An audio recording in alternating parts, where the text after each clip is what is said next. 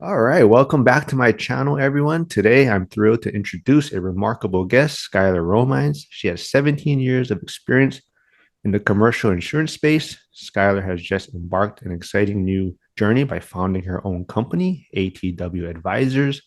Not only that, but she's also now an author with the release of her first book, So She Did.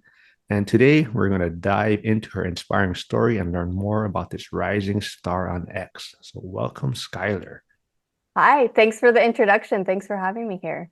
Yeah, I mean, I'm glad we finally got to do this. I mean, I know you're busy. I mean, I didn't like your book and everything kind of just surprised me. I know you said you're working on a few things, so we'll set this interview up later and just kind of blew up out there. But yeah, why don't you give my audience a little bit about your background and who you are and maybe why you want to start your own company?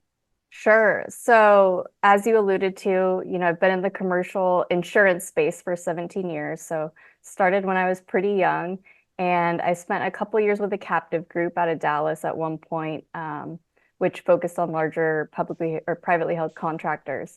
And outside of that, the rest of my experience has all been just on the commercial insurance brokerage side, property and casualty. Um, and I've always kind of had this feeling inside of me that I should be doing my own thing as opposed to working with someone for someone else, right? And working so closely with business owners for so many years, I knew that that was something I always wanted to do. Um, at some point, I realized that I had grown so comfortable in my brokerage career that it was going to be really, really difficult to ever make that shift. And one thing that someone said to me that really kind of changed the way I was looking at things was, they were like, what's the worst that can happen, right? If you go out on your own and you do your own thing. And they were like, let's say you try this, right? In a year or two, you fail, which you're not, because you're not the kind of person that goes out and does something and fails. But let's just say you fail, right? What's the worst that can happen? Because realistically, like, you're not going to be homeless, right? And so when you look at your true, realistic worst case scenario, what does it look like? I thought about it for a while, and it was like, the worst, absolute worst position I could be in 3 years from now is I go back to being an insurance broker, right? And I have all of these connections in the space and I know a ton of brokers, and it's not like I would have a problem getting a job. I mean, the day I left my old job, several people reached out to me and were like, hey, if you want to be a broker somewhere else, come over. And so that really kind of, I felt like gave me this feeling of a safety net of like, I'm going to go out and do this and just try it and give it my all, right? I mean, I know just because I know who I am, and at this point, I've seen enough evidence that what we're doing is needed, but the business will be successful. Like I'm committed to that at this point. But that really gave me the courage to get to that place where I realized, my worst case scenario, if I don't do anything different, is I'm going to keep living on default mode and I'm going to keep being in the same position that I'm in, right? That I've been in for 15 years, that I could realistically, based on my age, be in for 30 more years. And I don't want to do that. I was kind of just over it working for someone else. And I'll say this, after just not a long time of being out on my own now, once you see the difference, being an entrepreneur, doing your own thing versus working for someone else, it becomes addicting very quickly, where now it's harder than ever to imagine going back and taking that kind of role and working for someone else. You see a wire hit and like it goes back to you and your business and, hiring employees and those types of things versus 70% of it goes to the brokerage right away. And so it's not only am I excited that I made this decision, I wish I would have had the courage to make the decision years sooner because I probably was ready then and just hadn't quite internalized that yet.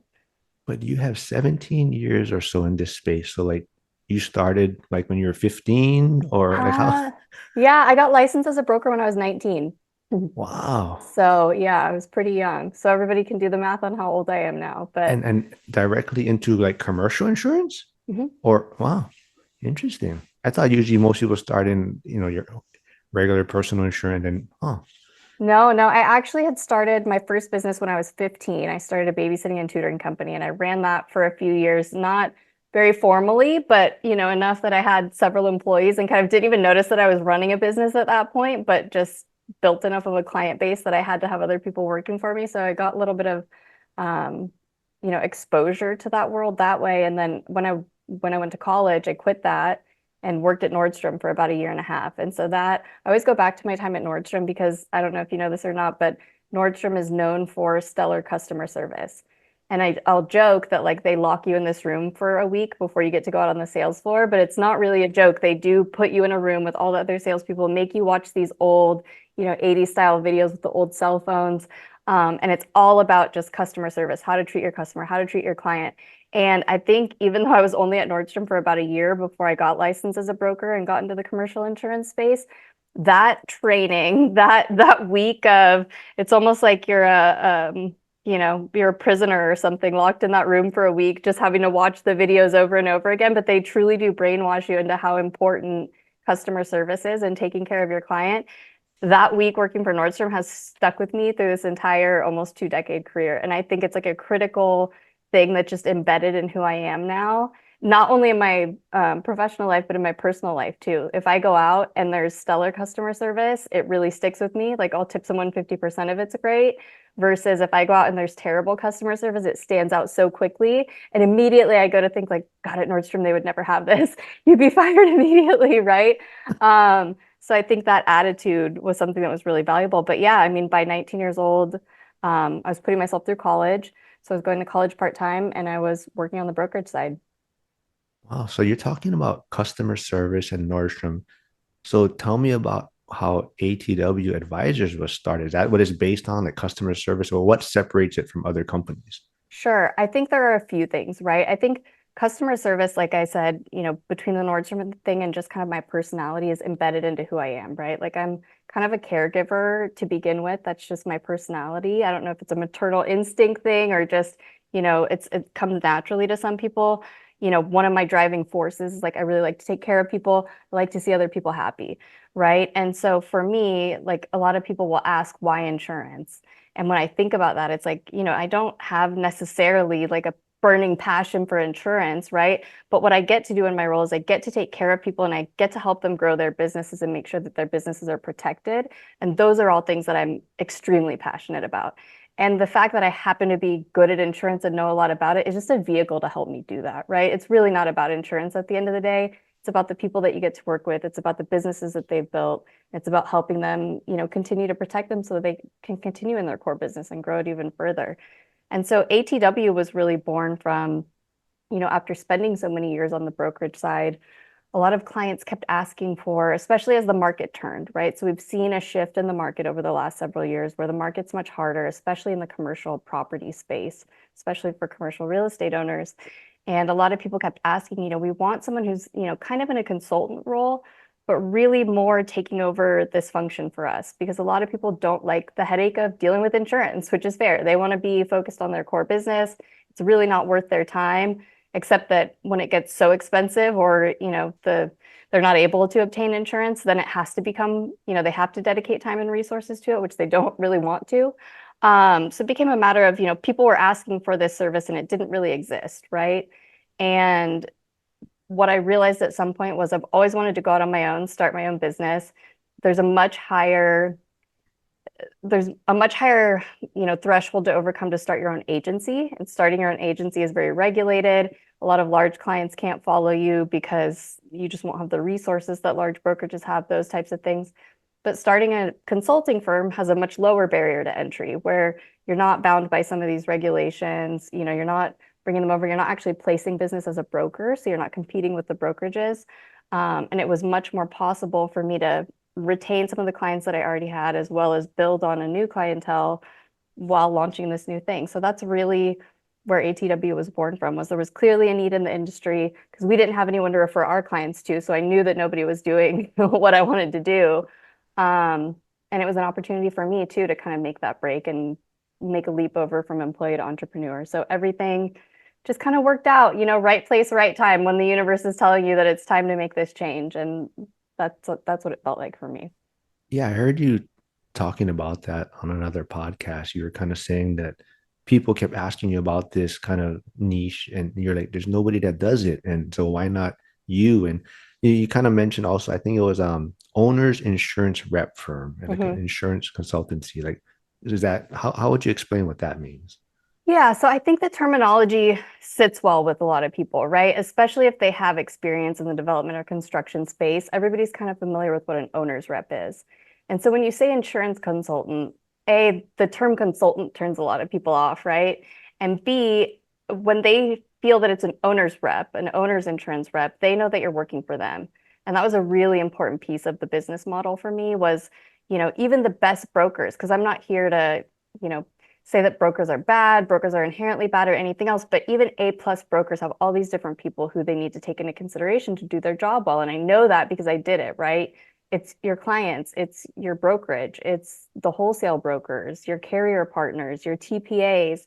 There are all these different people that come together to kind of create a successful broker, and you have to manage all of their needs.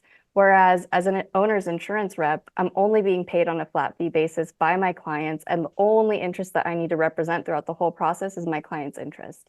And so that gives me the freedom, especially in the harder market, I started feeling in some situations too, I'm being so pulled by the carrier here, wholesale broker here, client here, where it almost got to a point where I wouldn't say I was dishonest in my conversations with my clients, but your interest was being pulled in so many directions and you had to juggle so many different people's benefits that at some points you felt like you couldn't be completely transparent with your client and do 100% what was best for them all of the time. Whereas now it's like the only thing that we need to think about is what's best for the client's business. And we can be a bulldog if we need to. We can get along with everybody if we need to. How we manage each situation is different. But at the end of the day, the only interest we need to represent is the client. And that's really liberating for me as well. And I think it makes the clients feel a lot more comfortable because they know you're in their corner, you're working with them. And on the other end, a lot of them just don't want to deal with insurance things. So they'll say, like, hey, come out to our office once a month and you're just handling this function, right? We don't have an in-house risk management team, or maybe we do and they want to work with you, but dig through the files, get this information. And so brokers really appreciate it too, because of course the data that they're sending out to carriers is only good as what they're getting from their clients. A lot of clients don't have the time or don't want to deal with insurance, so you may not be getting the best information, right, or the most complete information. And so it really helps the brokers as well to have someone in this role who can help the client through the process, help them understand what information is critical to have and where we can find it and what's important to put together to give the broker a good submission. That helps the broker go out to market with a more robust submission and something better to present to their carriers, and it ends up with a better result for everyone.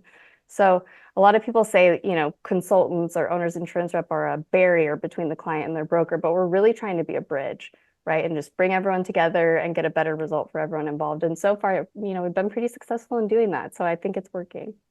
Yeah, I think there's a great need in the insurance space for products like this. So, even so I'm more, residential real estate, Sure. but even for myself, like I heard you mention it in that other podcast about how, insurance was kind of just an afterthought for a lot of people before, right? They would just renew their policy and they weren't really paying too much attention to it. But like you're saying, and like I said, I really want to dig into some of your tweets a little bit later, but there is one that you mentioned is kind of the reason why you said you kind of left, commercial insurance brokerage after 17 years. It was, insurance is the fastest growing expense line item in commercial real estate, right? And in many cases is outpacing rent growth. And I think like that's a lot of people are feeling that right now, where insurance is really upticking and it's not keeping up with their rent. So that kind of where this whole mindset also came in.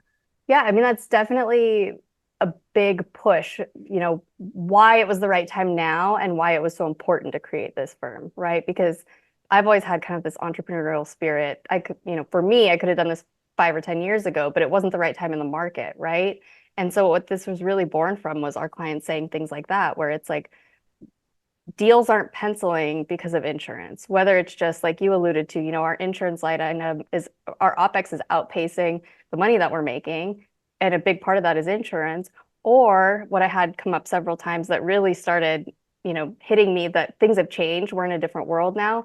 Was I have a pretty decent network of commercial real estate brokers, and several had called me at various points saying, hey, I'm trying to close on this asset either tomorrow or next week, whatever the case may be. And we just found out our buyer can't get insurance, and their broker is telling them, not that they can't get it at XYZ price, but they can't get it at all.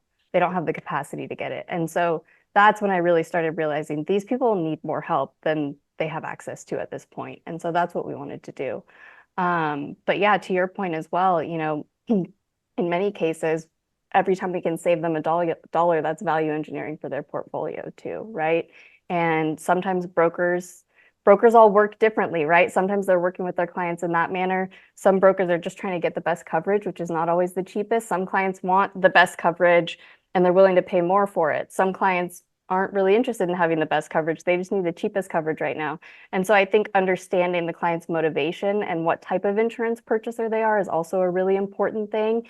And, from a risk management perspective, are they willing to put money into CapEx up front? Can we look at over the next 5 years what your insurance is going to cost if you do or do not replace, these plumbing systems, these HVAC systems, which some brokers will have those conversations with their clients and some won't, but we'll get into it, to that level with our clients as well. So I think there's just a lot that's going on both in the commercial real estate world and in the commercial insurance world at the same time, right? And then we're all dealing with things like inflation, increased natural disasters.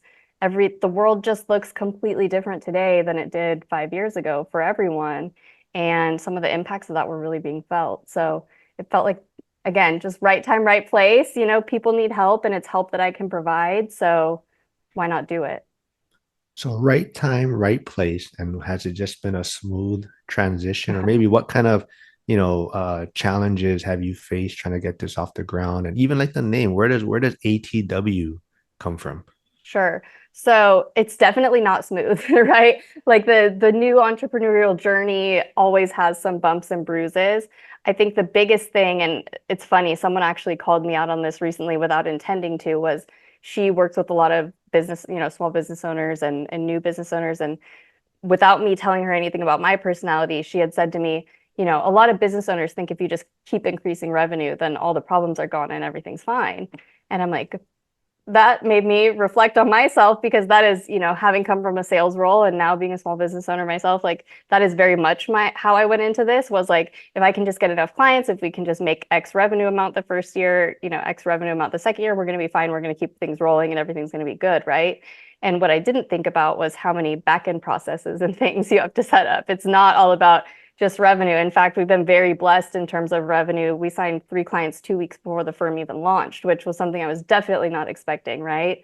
But then it's like, well, I need to send them a contract and I don't have a system set up to electronically send them for signature. So, you need to figure out how to sign up for DocuSign real quick so you can send the first client their contract. And then they're like, well, now I need a bill. And you're like, I don't know how to send him a bill, so because when you're an employee for someone else, especially, I left a publicly traded, large national brokerage, all of these systems are already set up for you. And you kind of start to take that for granted, right? And not only are the systems set up for you, but you have a bunch of other people working with you, right? So if I need an invoice, I'm emailing this person. If I need a contract sent out, I'm emailing this person. All I had to do really was bring in the clients and then, continue to build that relationship with them. But when you're the small business owner, it's all on you to figure out but it's fun, right? Like I love it. I mean, I think one of the most important, kind of personality traits, if you want to take the leap into this, and a lot of people I think are interested in doing it, but they're not quite sure if they're ready or they're not quite sure if it's right for them, is just like that figure it outedness, right? That's not a real word, of course, but like because you don't know everything that you're going to run into and there's no way that you can. And so get out of this analysis paralysis of like, what are all the possible things that could go wrong? I mean, of course, be responsible, right? Think about your biggest concerns, but you're never going to think of every single little thing that could go wrong. You just need to have enough faith in yourself and enough faith in your team that like, whatever it is that happens, we're going to be able to figure it out and find a solution, right? And so that's, I think kind of the biggest mindset shift for me has been, it's not just about bringing in revenue. There's these million other things. Yes, you need to continue to bring in revenue or else everything fails, right? So, and to bring in revenue, again, it all goes back to customer service. You have to be taking care of your clients. That's the number one thing. But you can't just focus on the number one thing because you have to have everything else lined up and all the systems in place as well. So, yeah, I mean, there's always a new hurdle to jump over. Yeah, it sounds just like, even residential real estate investing, right? I joke about it to a lot of people that acquiring the property is kind of the easiest part of it. Now, when you have to become the landlord and stabilize things, that's where a lot of the fun or a lot of the work comes into play. And like you said too, like if you did fail at this, you can always go back to what you were doing previously, right? And Right. and same thing, right? If you buy real estate, a lot of times it's pretty forgiving if you hold it long enough, but you get your foot in the door, get your feet wet and figure it out. And if not, you go back to your W-2 or whatever you're doing. But But yeah, I love that you took the leap. And I mean, so like I said too, so where did ATW come from? Like, was it hard to come up with a name? Because I think a lot of times people are like, like you're saying, analysis paralysis, right? They're like, what name do I need, and all these things. So how did you get that? Yeah, so there were actually several other names that I had thought of first, but then, you go on the Secretary of State website or you start Googling it and someone already has that name or they already have a name that's too close to that name. And ATW was something that came to mind. It represents all the way. That's what it stands for because people always ask, what is AT? Who are A? Actually, that's the question I get the most. Who are AT and W, right? People always assume that that stands for someone's name. And it's like, no, it stands for all the way. And it's kind of a two-pronged thing, right? One, it was me taking that leap from employee to entrepreneur and going all the way with that. And two, it's in terms of how we interface with our clients and we're with them all the way, right? From ground up in their business, day to day, we're with them from beginning to end, working on all of these risk management and insurance functions. So that's how ATW was born. I love that. And talking about going all the way, so now you took the leap on X, it seems like, and even venturing off into writing your own book. So like X, like I hear you talk about it quite a bit. You were more on LinkedIn, I believe, and then someone advised you to jump on X, or how did that go again? Yeah, so I had started using LinkedIn just in my brokerage business because I had seen a couple of other people have some success that way. And I thought, you know, I mean, I'm a little on the older end, but I've kind of grown up on this generation that grew up on social media, right? And I'm pretty, I'll say this, compared to a lot of folks in the insurance brokerage world, which is, we're headed towards this silver tsunami, so to speak. I'm definitely on the younger end in this world. So I'll give myself that. Um, so you don't see a lot of competition in the insurance brokerage space in terms of personal branding and social media. And for me at first, it wasn't even necessarily about selling because I really didn't think like our ideal client is probably not going to be reaching out to us on social media no matter what we do was kind of my initial inclination. But I thought, hey, at the very least, I'll make some connections, right? And kind of create this personal brand and people will know what I'm all about. And so I just started, someone told me just post on LinkedIn every day. It doesn't even matter if it's a long post or a short post. Some posts are going to be better than others, but just commit to posting like once a day, every day for 6 months or whatever. And so I was like, okay, that's pretty easy. I mean, I'm a person who likes to write. I write a lot. I have a lot of ideas. Like I have notes in my phone a mile long, right? So I'm like, I can definitely do that. And I'm in it working in insurance every day. So I have all these like little case studies. It really took a mindset shift from to me, this all seems so obvious, right? All these little insurance things. But to other people who aren't in this day to day, doing it over and over again, they haven't seen this issue come up 15 times. It may actually be helpful for them for me to just share these little things. So I would stop myself several times throughout my day and just say, hey, like you're reviewing this lease agreement with these insurance requirements and this is off. You know it's off right away, right? But these people may not. So share that. Or hey, you're working through this new, you know, coverage with this new carrier and they have this weird form in their policy. Normally I would just do nothing with it, but now I make a note in my phone, hey, later today, go write a post about this weird form, right? So the things that I would normally be just identifying and speaking to my clients about, I would just take one extra step and share it with, broader audience. And so at some point, several people had said to get on Twitter, X as well. And I had always heard like really negative things about Twitter, right?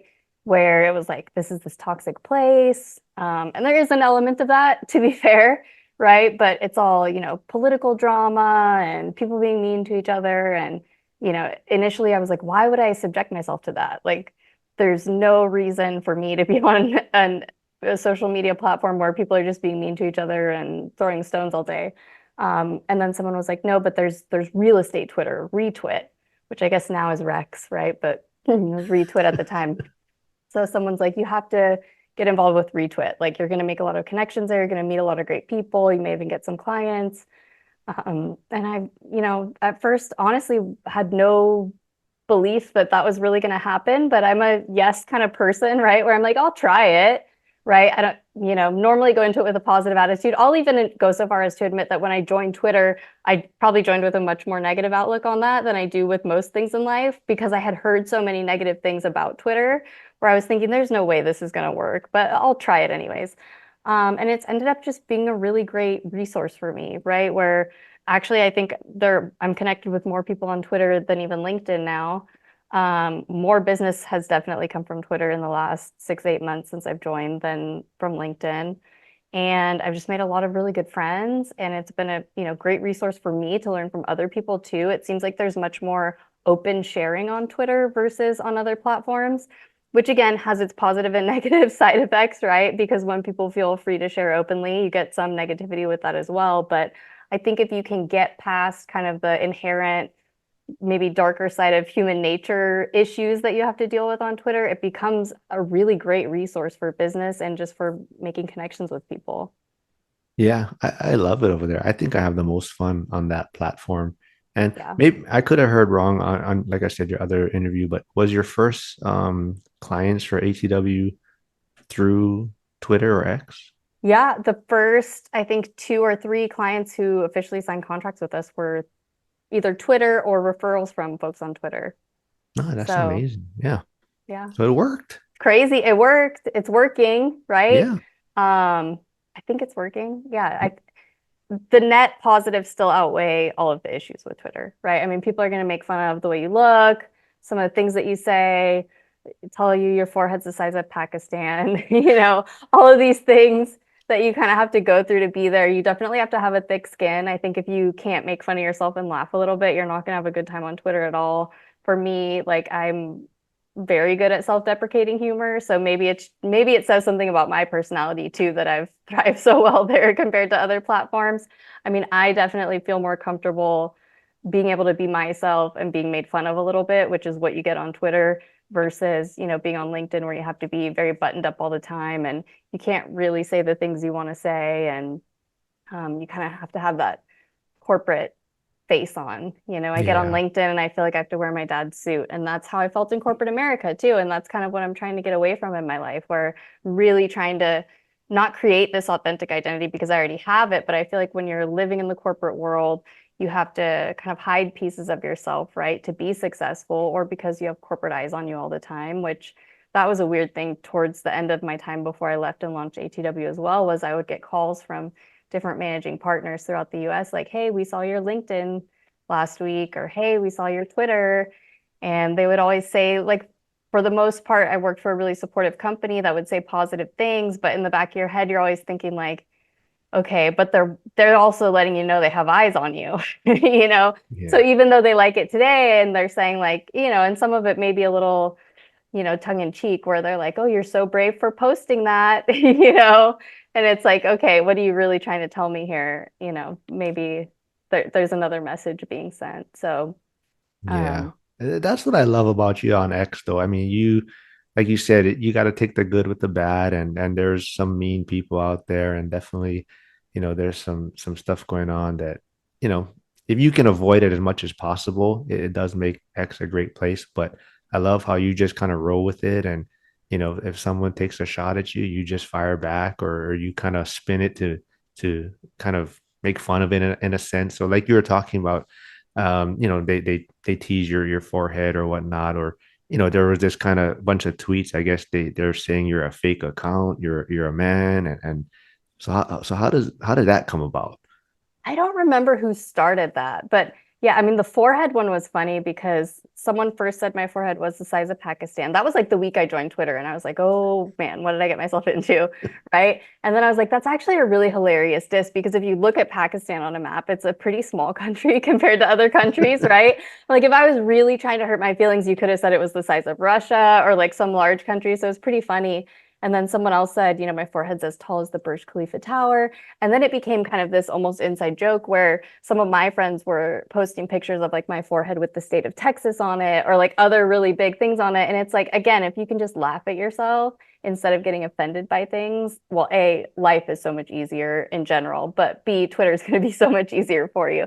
But yeah, I don't know where the man rumor started, but that one really picked up some steam where there was like a significant size group of people who, for a couple of weeks, were accusing me of being a fake account. They were saying I was a man using a woman's picture. I guess, I mean, it's funny also because I had posted pictures. Like, I went to the real estate Twitter gala in New York a few months ago and I had posted pictures from that.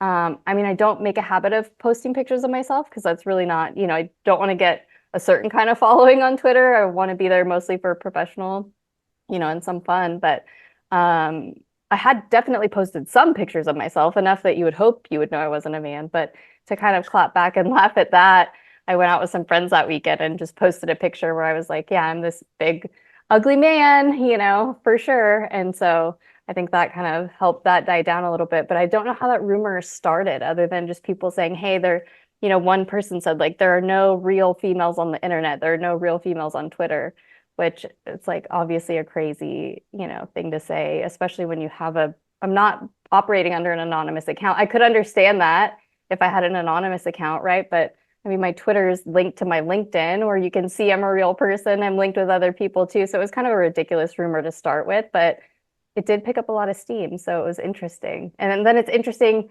almost where you have to make this decision of like, do I try to defend myself from this because it's so ridiculous? Do you just ignore it completely? Do you lean into it and just let it get more traction?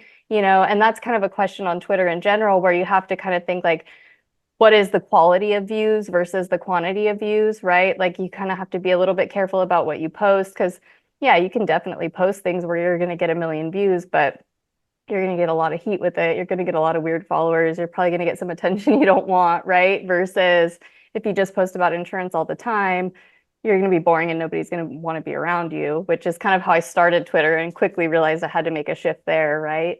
I think it's important to just kind of find ways to sprinkle your personality in, along with, what you have to offer and the value you can provide to people, and just roll with the punches, because there's some weird people out there that are going to say things about you and be mean to you and try to knock you down. But it's really no different than real life, right? And I think one of the really beautiful things about Twitter is like, there probably are people in real life, well, not who think I'm a man, but who think different things about you, but just aren't going to say them out loud. And, on some level, I appreciate Twitter because people are more comfortable saying these things that they're thinking. And so you really get a glimpse into, not that everybody thinks this way, but there are a lot of people out there who are having these thoughts that you may not otherwise be aware of, and they're willing to voice them on Twitter. And so now you're at least aware, when you're showing up and interfacing with people in real life, that there are people in the real world who are probably thinking like that too and just not saying it, which is it's kind of interesting.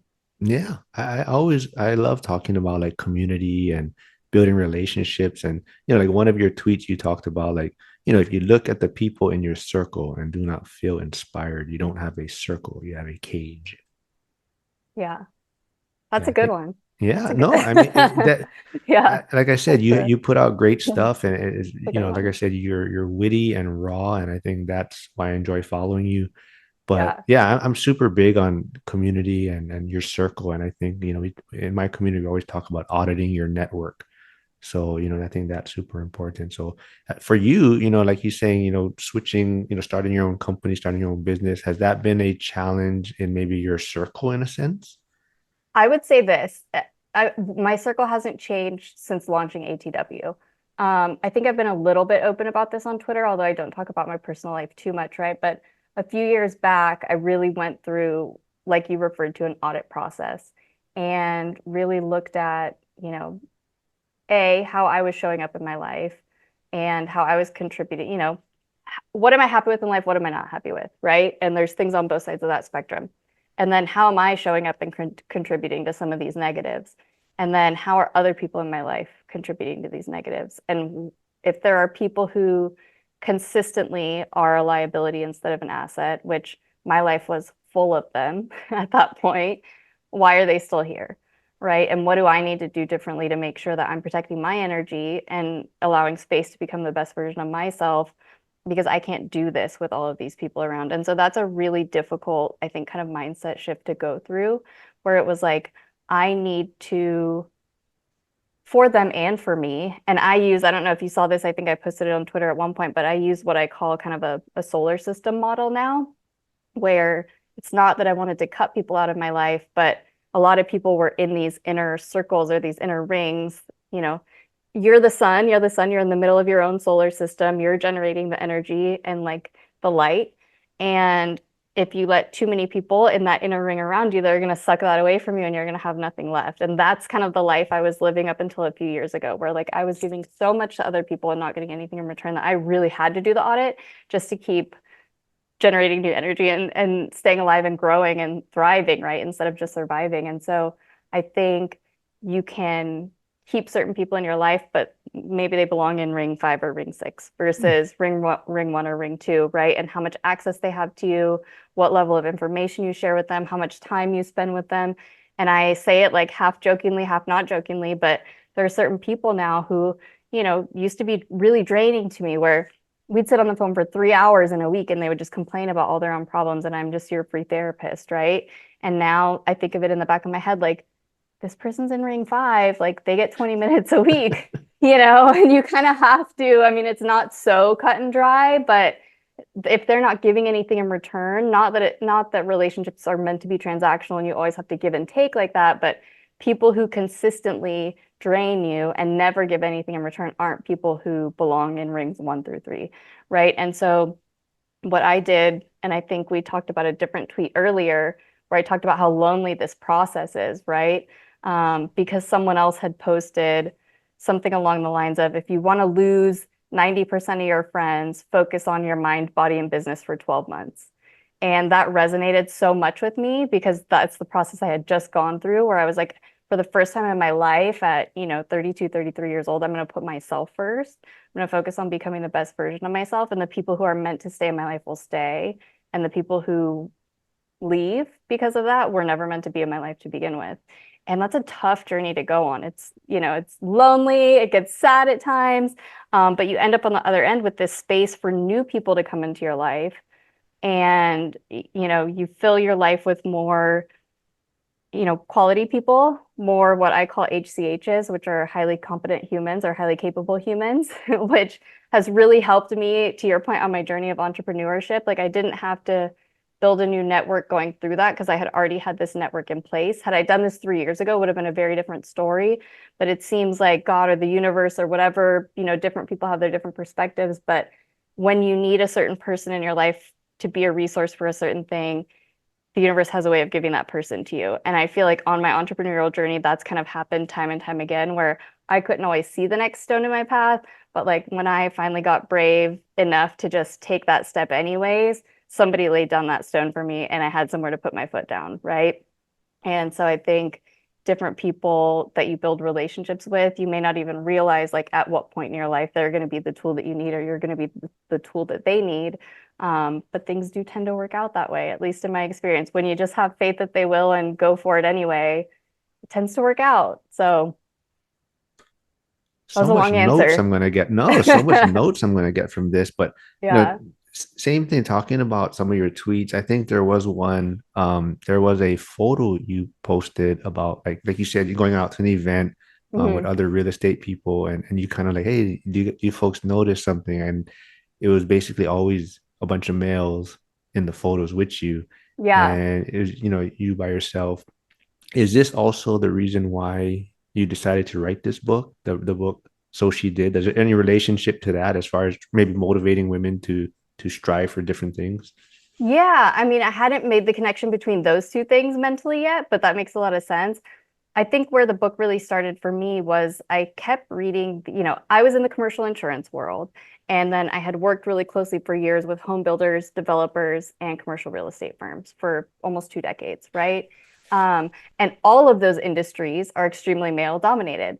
And I kept hearing this statistic that was driving me crazy that was the commercial insurance brokerage world is 70% female. And I kept looking around at all of my peers and I was like, no, this is absolutely not true, right? Like they're all going on deep sea fishing trips and golf trips, and I'm the only woman there, waste management open, whatever.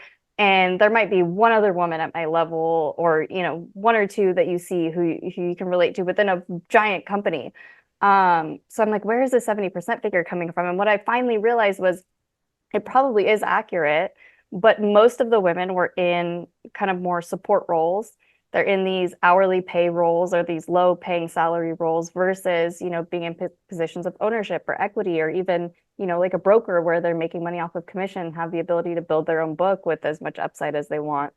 And so what I started digging into was that's not only true, in my world. And for me, like I grew up a tomboy. I was always like a skater kid.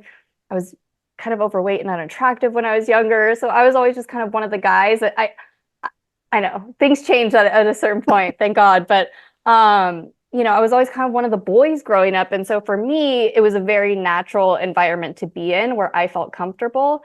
But I started realizing, these industries that I'm serving, construction, real estate, development, along with my industry, are also male dominated.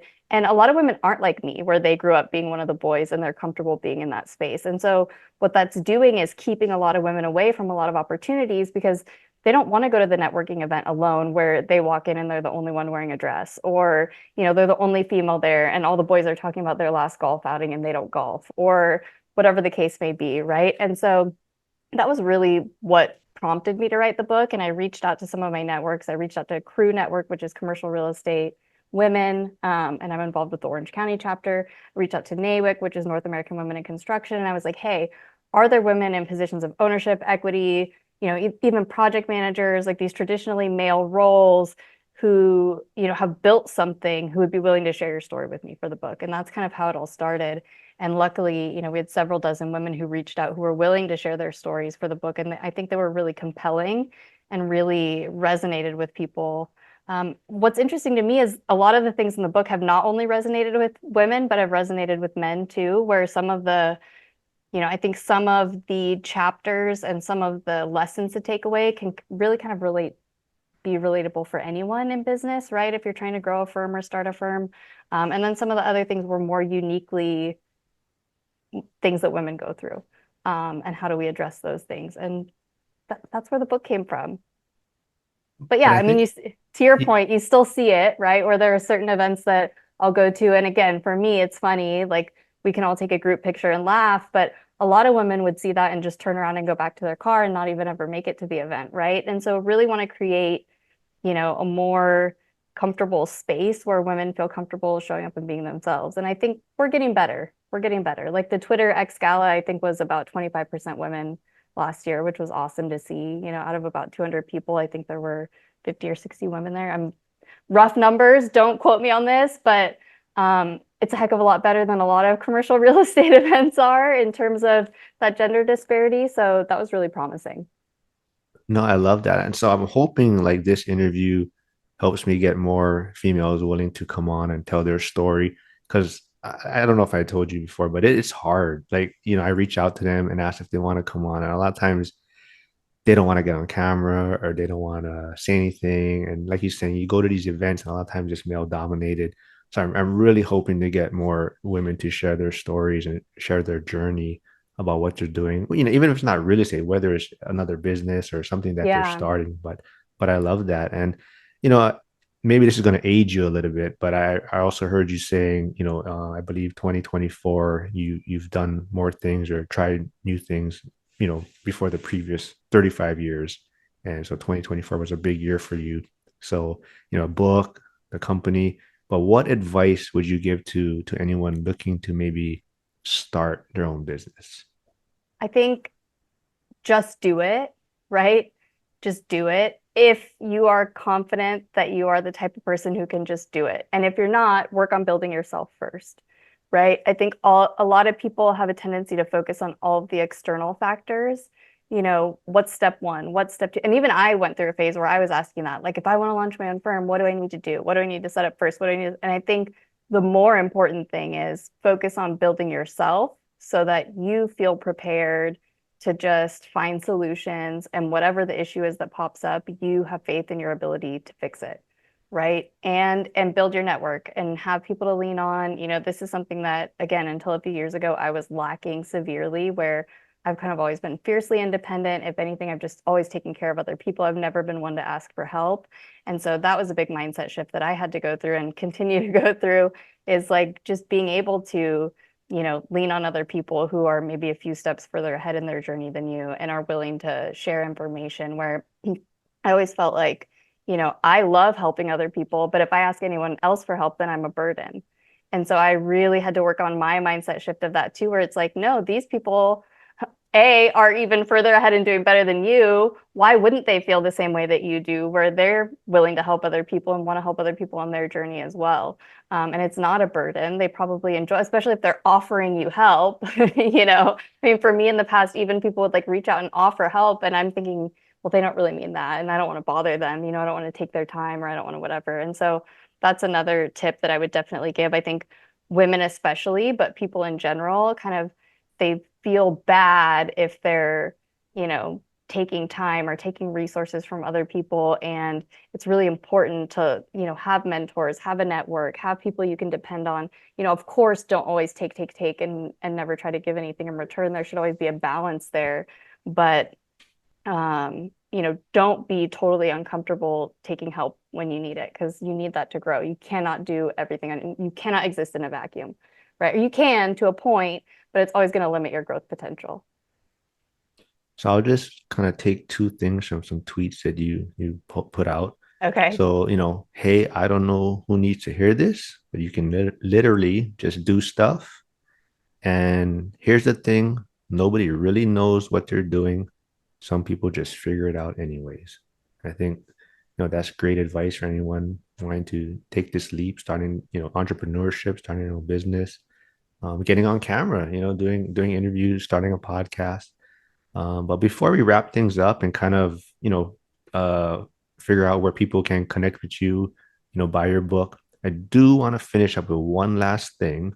Okay. So you can explain it, but I want everyone to know not to send you a Calendly link to schedule something. So Okay. give me the Yeah. feedback on why there's so much, I guess, dislike for Calendly. So here's what that was born from, right? Was I think there are certain situations. It's funny, I didn't expect to discuss this today. You threw me for a loop with that one. I just thought about it. Right? And I'm not the only person who feels this way, by the way. I've had this conversation with other people as well. I think there are certain situations where sending a Calendly link is appropriate. But what I kept running into was people who were reaching out to me. This is funny on the heels of the conversation we just had, but reaching out to me for help with something because they just wanted to ask a question, pick my brain, new grads who are looking for help, or, a insure tech firm that just wants people to give them feedback, all things where it's like, you're asking for help from me. This is unpaid time for me. So me just dedicating my time and resources to you for free, which I'm happy to do. But then you go one step further where you're like, hey, can you help me with this thing? And also to schedule it, I need you to go put in the work of clicking my Calendly link, selecting a time, doing all the things on the back end. Whereas, for me, like if I'm going to ask for help from someone, I want to make sure to make that process as easy as possible for them. And so Calendly for me almost felt disrespectful, where it's like, I mean, have it on hand so that if your client or your recipient or whatever wants it, you have it available. If they say, hey, send me your link, yeah, send them your link. But to lead with that, whereas my go-to would be like, what times are best for what's most convenient for you, and I'll work around it, especially if you're asking for help, right? You should make yourself available to them as much as possible versus, hey, can you help me with this thing? And go click my link and work around my schedule too. And so I think that's where it rubs some people the wrong way, especially the older generation. And while I still think of myself as being relatively young, maybe I've picked up some of those older generation qualities from being in the industry for so long. But I do think it's something to be aware of, especially if you're reaching out to folks of a certain age who, maybe aren't used to that, especially, I mean, I'm not super tech savvy, but I grew up on the internet. A lot of older folks didn't. They may not want to go to any website or click any link. So any extra step that they have to take in that regard is just going to reduce your chances of getting that face time with them. So I think it's something to be just aware of, especially if you're newer to your career and you're reaching out to people asking for help. Yeah, I like that. And yeah, I think there's a different way to approach it, right? Like you can throw it Right. in there, like you're saying, but not lead with it, right? Like just say, hey, I'll work around your schedule, but here's a link if it makes it easier for you to, Right, yeah. right. Or even, hey, here's my link. Or if it's easier to just send some times, let me know and I'll send you a calendar invite. Whatever. But when people are just like, no, go click my link, go click my link, that link's not getting clicked, All right, you know? noted. Well, yeah, okay, So, okay. Yeah. All right. Now, okay, that makes a lot of sense. So, all right, this was a lot of fun. I'm glad we got to do this. yeah, I know thank you've been you. sick, I hope you're feeling better. I am now. We're back at it. Cool. Yeah. So where can people find you, connect with you, and where can they pick up your book?